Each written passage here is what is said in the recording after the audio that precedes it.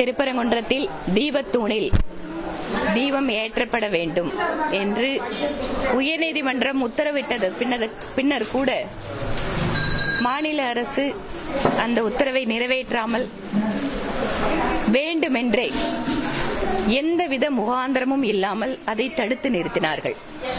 சட்டம் ஒழுங்கு பிரச்சனை என்ற ஒரு பொய் காரணத்தை சொல்லி தீப திருவிழா அன்று திட்டமிட்டு தீபம் ஏற்றுவதை தடுத்த இந்த திமுக அரசுக்கு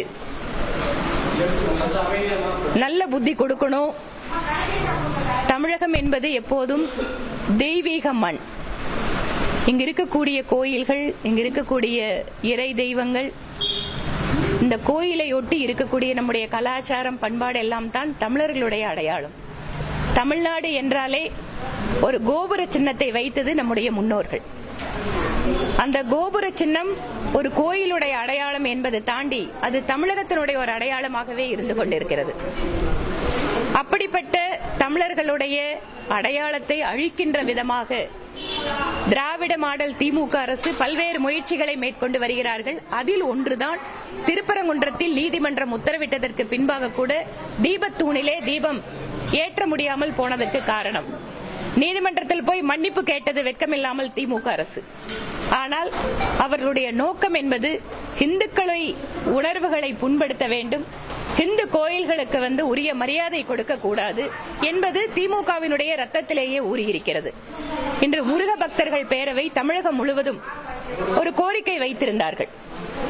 இன்று மாலை 6 மணிக்கு ஒவ்வொரு வீட்டிலேயும் ஒவ்வொரு கோயில்களிலேயும் திருப்பரங்குன்றத்தில் தீபத்தூணிலே தீபம் ஏற்ற வேண்டும் என்கின்ற பிரார்த்தனையோடு கந்த சஷ்டி கவசத்தை பாராயணம் செய்திருக்கிறார்கள்.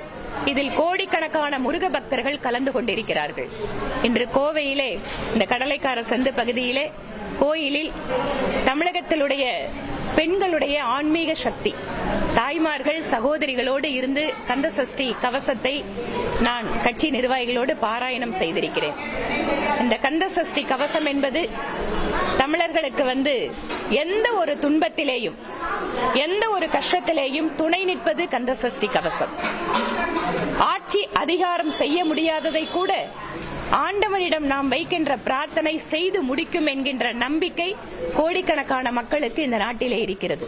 அந்த வகையிலே தமிழ் கடவுளாம் முருகனுக்கு அவருடைய அறுபடை வீட்டிலே முதல் வீடான திருப்பரங்குன்றத்தின் தீபத்தூணிலே தீபம் ஏற்றப்பட வேண்டும் என்கின்ற இந்த பிரார்த்தனை நிச்சயமாக வரக்கூடிய காலத்தில் நிறைவேறும்.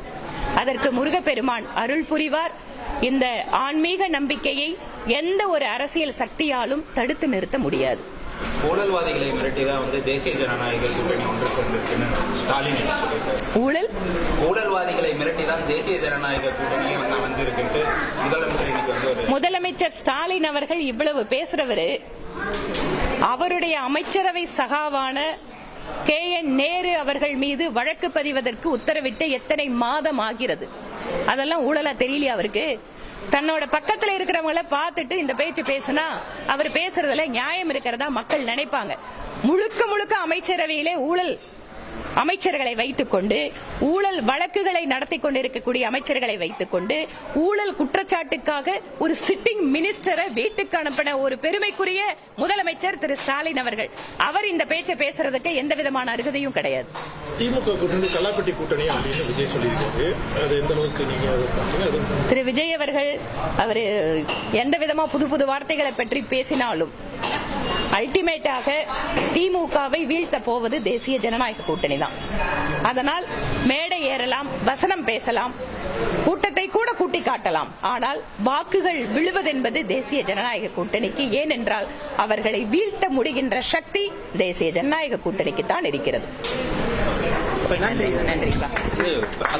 பிரைம் மினிஸ்டர் வரும்போது கோயம்புத்தூர்ல வச்சு கேட்டிருக்கீங்களா? பிரைம் மினிஸ்டர் வராரு. பிரைம் மினிஸ்டர் இப்போதைக்கு கோயம்புத்தூர் வரலையே. இல்ல தமிழ்நாட்டுக்கு வராரு. கோயம்புத்தூருக்கு ஏதாச்சும் இன்வைட் பண்ணிருக்கீங்களா? நாங்க தேர்தல் சமயத்தில் கூப்பிட்டுருக்கோம். இப்ப 1ஆம் தேதி மதுரை, 11ஆம் தேதி திருச்சி. அதுக்கு பின்னால தேர்தல் கேம்பெயின் அப்ப கோயம்புத்தூர் வரும். வேலூர் கொஞ்சம் டவுட்ல இருக்கு, இன்னும் முடிவாகாம இருக்கு. Okay, thank you boss, thank you. ஓகேமா, ஓகே, தேங்க்யூமா, தேங்க்யூ, தேங்க்யூ, தேங்க்யூ.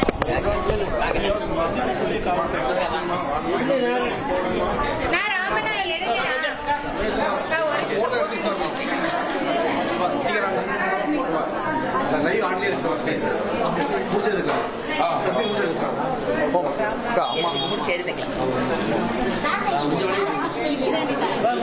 வாமா வா இந்த பக்கம் வா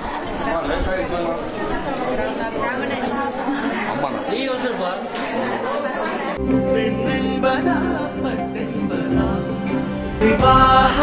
மணப்பெண்ணின் பிரத்யேகமான திருமணம் விவாஹா தி சென்னை சில்க்ஸ்.